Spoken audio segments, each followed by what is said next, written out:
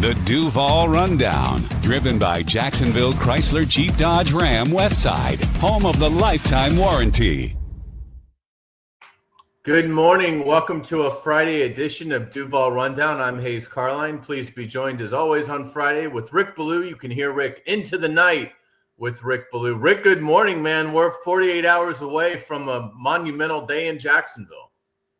Double D's here in Jacksonville. December in Duval, meaningful football. First place on the line, couple of 8-4 teams, and this is going to be great on Sunday. I'm so happy for the Jaguar fans, for them an opportunity to.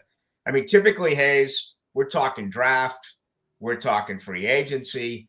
I haven't even looked at it yet.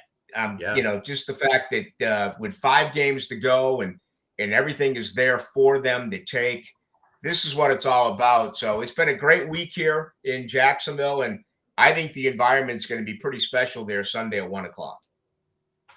Yeah, I agree. I started covering the team in 2013, and so it's hard for me to speak on, historically where this regular season game would rank, but certainly in the last 10 years, I mean, it's rare in that they're both teams are out there fighting. I mean, the game that springs to mind is the finale in Jacksonville at the end of 2022 when they beat the Titans, a bad Titans team, and they barely beat them, but they beat them.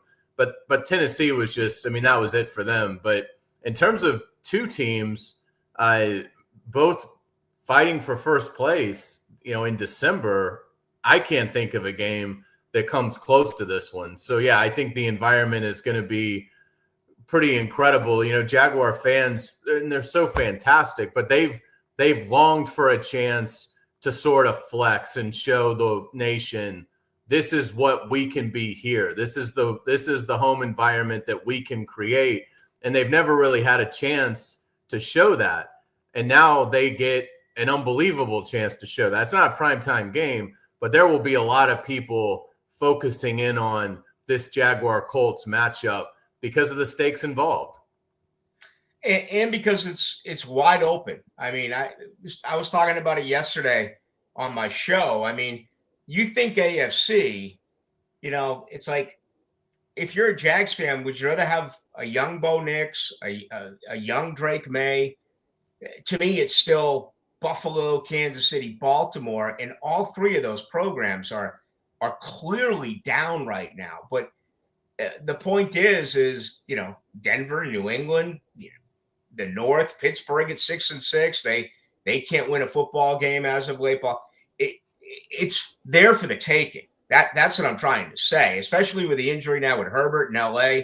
I mean, there really is not a team in the AFC where you say that's the one. And again, I'm going through history by mentioning the 3 teams that I did. So, I don't want to get too far ahead of myself. This is an unbelievable game and opportunity coming up here on Sunday. But this is a weekly deal where attrition has been just enormous this year, really for the entire league, especially at quarterback. Jacksonville, it feels as though they're starting to get guys back. They got 3 key members back a week ago. Looks like they're going to get 2 back again tomorrow or on Sunday. And, this is what the league wanted. This is why they created the salary cap. They wanted this type of confusion, you will, or controlled chaos, if you will. And they're getting it so far this year. And Rick, I believe that if the Jaguars can win Sunday, and we'll start to talk about the matchups and things like that as we progress here, but if the Jaguars can win the game Sunday, I think they're winning this division. I think when you look at what the Colts would have left, I mean, going to Seattle, hosting San Francisco, playing the Texans again in the finale, compared to what the Jaguars have. If the Jaguars come out of Sunday with a 1-game lead, I think they can even lose in Indianapolis and lose in Denver, and they're still probably winning this division because they do have a game against the Jets and they have a game against the Titans. I just think when you look in the Texans are still very interesting, but they're a game back, and they play the Chiefs in Arrowhead Sunday night. So, the Texans still have some very difficult games as well, and they're trailing by a game, and they don't play the Jaguars again. So if nothing is a definite, but it feels to me that if the Jaguars can win Sunday, their path to the division title really opens up. Yeah, and I've compared all three schedules, and you mentioned Houston, that Kansas City thing. Again, Jaguar fans, I mean, not only they've been scoreboard watching, but they've been put in difficult situations of who do I root for in this game? And I think that applies to this Houston Kansas City situation. It's like logic would tell you Kansas City, and the other side of it is, well, as I just went through, who would you rather face in the playoffs, Houston or Kansas City? But if you look at Houston's schedule, that is plentiful as well. I mean, Houston's got a real good opportunity. If they can win this game on Sunday night at Arrowhead, then all of a sudden you look at Houston's schedule and it's like, damn, that's pretty foreseeable. I don't have it in front of me, but 2 of the next 4, I went through it last night, are absolutely winnable, just by showing up for Houston. Then the other 2 would be, a competitive football game. So,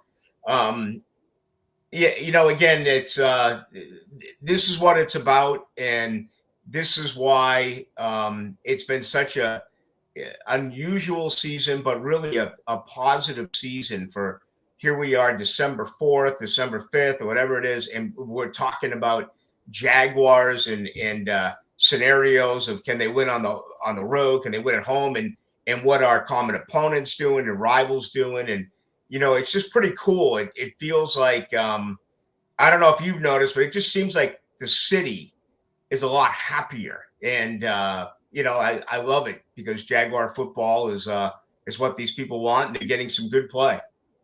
Absolutely. And these are, to me, always the more entertaining, fun seasons when the success kind of comes out of nowhere. I mean, this team won 4 games last year. Everybody's new. Liam Cohen's a first-time head coach. You've got, Tony Baselli as an EVP for the first time. James Gladstone, first-time general manager.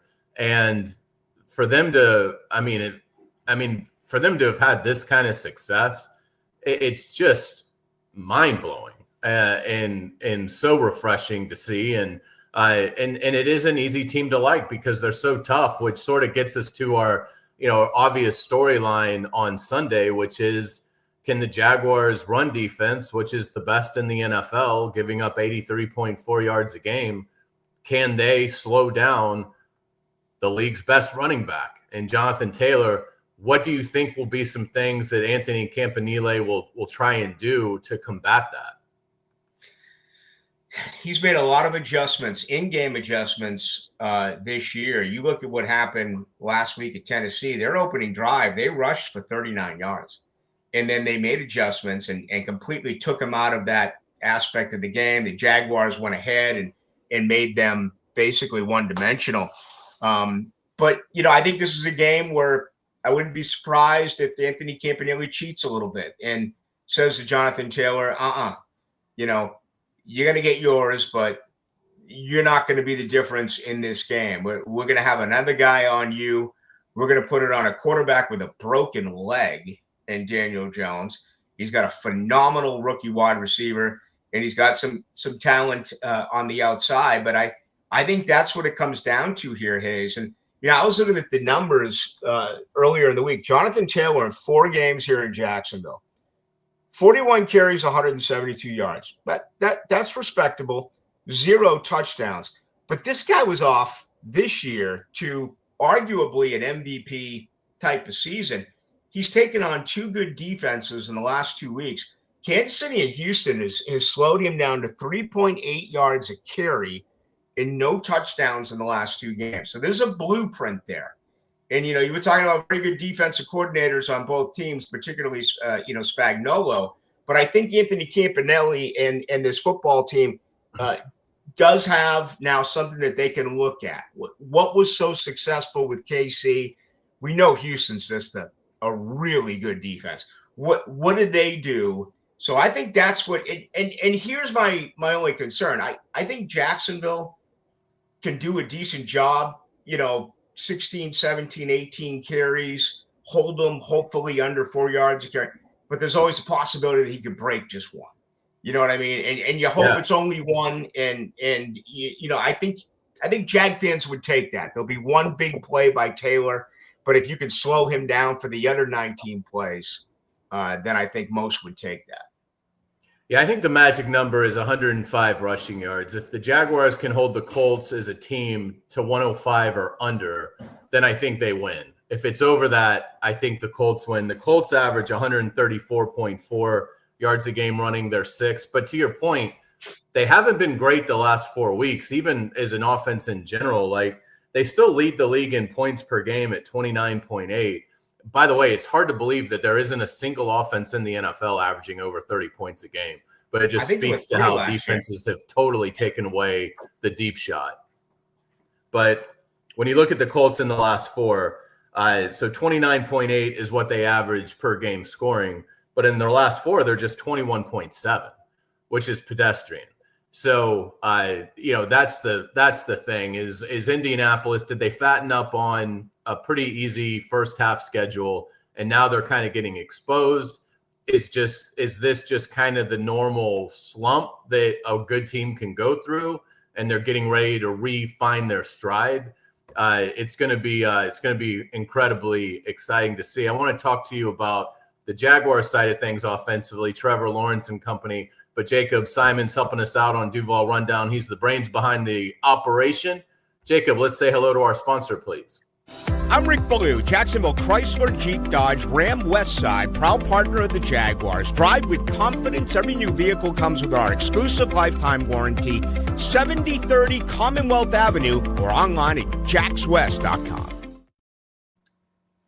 Big game for Trevor Lawrence. Big opportunity. Played well last week in Nashville. Do you believe that he's starting to sort of take steps forward as he gets more comfortable with Liam Cohen and what's being asked of him? And how do you think he'll perform against the Colts? The one thing I don't know if I liked it, but he kept going back to it, was after the game on Sunday in Nashville, that regardless of the question that was asked to him, 3 times he said he didn't finish the way he wanted to. And Jacksonville got off to such a really good start. I think some people forget they had 5 3-and-outs late in the game. So it was a great victory against, an inferior product, but they didn't close the way that they wanted to. And, I look at Trevor Lawrence and it seems like for the most part this year, Jacksonville's 8-4. Everyone's happy, but they really still, LA, okay, maybe, but they haven't played that game where just every aspect of it came together. And you're getting to the point of the year now with Sunday at Denver, at Indy, January football, where you've got to clean that up. So can Jacksonville play a clean game? And what I mean by that is they lead the NFL in penalties, more than 80 games. Hayes, if you get an 8.5, 9 penalties a game and you start taking on these opponents this time of year, you're going to lose. Number 2, can you not turn the football over? And last week they did not. Okay, 2 touchdown passes for Trevor Lawrence, 0 turnovers for the team. They forced 2 huge takeaways, including one on a kick return by the rookie, Quinn Allen Jr. So, that's my starting point. Can Jacksonville able self-inflicted wounds? And if so, I think it makes them that much more, dynamic here. And to me, I think Brian Thomas Jr. has a real opportunity this week. We talked about it last week, and we were right on 3 targets, 2 receptions. That was basically it. He did play 47 snaps, but it feels like Trevor's confidence is getting stronger as the weeks go by. The other side of it is, once again, right in front of him, you can have a different offensive line. Looks like McCarty returns to right guard. It looks like it's going to be Cole Van Lannon going over now to left tackle. So right now, I think my confidence in Trevor is up. And, I think he played a really good game last week. But again, he was not satisfied in the locker room or when he met with us in the press after the game. He wasn't satisfied about the way that he closed. And I'm under the belief that that's what he's taking with him into this game against the Colts. Yeah, excellent points. I'm glad you brought up BTJ because, we both have been really critical of his play, particularly in the first 6 weeks of the season. But I was encouraged by what I saw last week. To your point, there wasn't a lot of big, gaudy receiving numbers, but he was playing physical. He was blocking downfield. I'm curious to see how the Colts approach the Jaguars from, who do you prioritize? Because the numbers recently would tell you don't really need to pay much attention to Brian Thomas Jr. You need to pay attention to Jacoby Myers. If Parker Washington is active, you need to pay attention to Washington. We'll see if he's able to go. And Brenton Strange has been incredibly reliable throughout the season when he's been healthy. But if you sleep on Brian Thomas Jr., the Colts know it very well. I mean, he torched them last year. So it's going to be interesting to see how the Colts go about it because, Rick, I'm starting to get a sense of optimism that maybe the light has come on for Brian Thomas Jr. And while he was out with the ankle injury,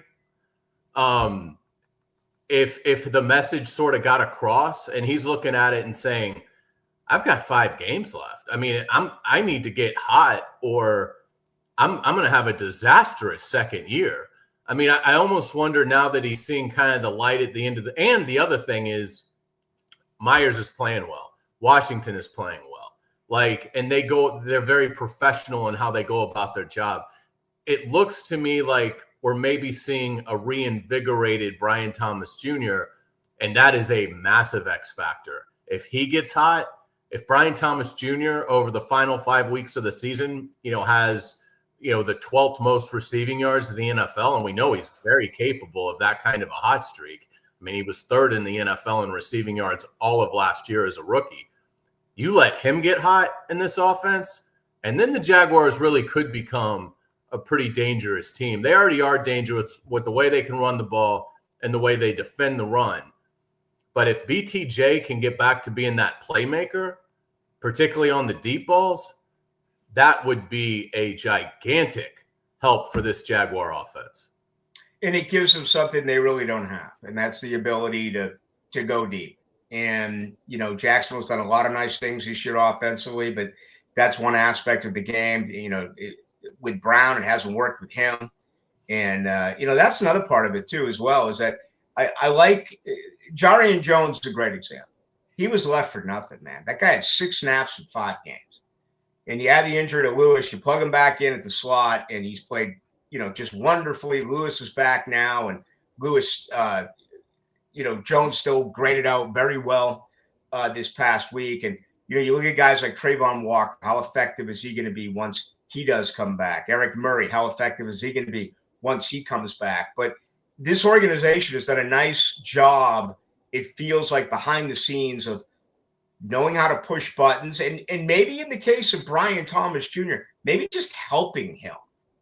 Maybe, we still don't know. It's so easy to say he was scared, and I believe he was, but was there something else going on? And did this organization behind the scenes really do a good job with him and say, listen, we're going to put you on the shelf here for a couple of weeks. Let's get you straight. But now you're back. You put incredible effort in last week, and there still is an opportunity. I mean, I wouldn't be surprised if all of a sudden we come here next week and we talk about a 7-reception, 142-yard, 1-touchdown game by Brian Thomas. I mean, there's a possibility of a major breakout happening with him, and I just hope he gets it. He's a really hard guy to figure out. I know you visited with him, often as well. And I don't know if he's shy or if he's kind of like unassuming. He's just, he's very he's quiet. hard to figure. You know what I mean? Yeah, he's very quiet, he's a young guy. Nice guy, very nice, very approachable. Absolutely. But very it's like, for him personally, he's been through a lot. You'd really like to see it turn for him. And, I love our fan base, but our fan base is great at giving up on people, giving up on Jarian Jones, giving up on Travis Etienne, giving up. I mean, I'm sure you got it as well. Can they trade Parker Washington for a 6th round pick during the offseason. And then when they play well, they certainly do come back. But this has been such a baffling season, a disappointing season for him. But you're right. He's got 5 games now where if he plays at the level he did a year ago, you basically forget what he did earlier in the year if he takes that with him when it comes to playoff football. So I'm with you here. I'm projecting a big game by Brian Thomas Jr. on Sunday. Yeah, and if that happens, I think the Jaguars have an excellent chance to win this game. We'll get out on that, Rick. If you'd like to make a prediction, please do. How do you see this game playing out? I'm going to ride it. I'm going to ride this wave. I just think that it's going to have a playoff feel. What is it, Friday? It's 9:25. Let me tell you something. If you leave now, you should be able to get into your seat by Sunday at 1 o'clock. And I think the Jaguars are going to continue this thing and win this ball. I think it's going to be a very tightly contested game. I'll say I'm going to go 24-20 Jaguars over the Colts Sunday at the back. Love it. I'm going to go Jaguars too. I think there's a chance that the Jaguars actually rough them up. Part of that's because Indianapolis really does come in struggling in a lot of areas. And look, them not having DeForest Buckner is massive. I mean, he is just a wall at defensive tackle. And then not having Sauce Gardner, who just arrived in Indianapolis not that long ago. But look, I mean, the same time Jacoby Myers got to Jacksonville at the trade deadline, and we know Jacoby Myers has instantly become one of the best players on the team here.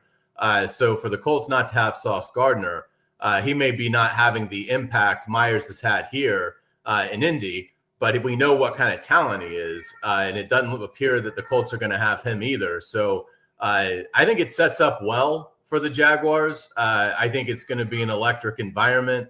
And look, the Colts know in the back of their minds they haven't won here since 2014. Now, even though obviously none of the players, I wouldn't think, were on the roster then and haven't lived through a decade of futility in Jacksonville, they're still being reminded of it by obviously the journalists in Indianapolis asking about it. So, I think it weighs in the back of your head a little bit if you get off to a slow start, like, boy, we just can't win here. And so I like the Jaguars. And to me, it even feels like it could be that kind of tidal wave game in the second half where the Jaguars end up winning comfortably. So I'll say Jaguars 31, Colts 17. But I think it's going to be a really fun environment. And boy, if just get a 3-2 win, whatever it takes, just get the win. And I think the Jaguars take a huge step forward towards a division title and towards a home playoff game, which would just be remarkable for the Jags brain trust. That's going to do it for us. We appreciate you guys watching Duval Rundown. We'll be back on Monday with Frank Frangie, voice of the Jaguars and host of the Frangie Show. But until then, that's going to do it. Rick, we certainly appreciate it. We'll be listening to Into the Night and look forward to seeing you Sunday. Absolutely, Hayes. Have a good one. See you soon. All right. Sounds great. Thank you for watching Duval Rundown, and go Jags.